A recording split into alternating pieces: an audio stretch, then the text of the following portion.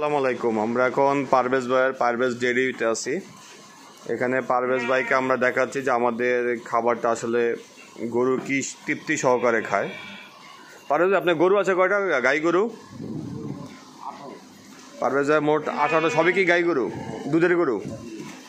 আচ্ছা, আমরা পারভেজ ভাইয়ের জন্য সাজেস্ট করেছিলাম যে 30% প্রোটিন ফ্যাট যেটা, সেটা দেওয়ার জন্য। এতে গরুর দুধের পরিমাণ বাড়বে, দুধ ঘন হবে, দুধে ননি হবে। আর আমাদের মোলাসেস, যেটা দিয়ে আপনার গরুর খাবারের রুচি বাড়ে, পেট ফাঁপা কমে, জাবর কাটবে বেশি। এই যে একটা খাচ্ছে, আরেকটা গরু দেখেন কারাকারি শুরু করে দিয়েছে, দেখছেন? বড় যাই দেন, আরেকটা দেন, আরেকটা একে দেন, দেখেন আরেকটাই খাওয়ায়। ও তো ছাড়বেই না, কি অবস্থা চিন্তা করছেন? ও তো সরে আরেকটাতে দেন না, দেখেন ও তো পাগল হয়ে গেছে।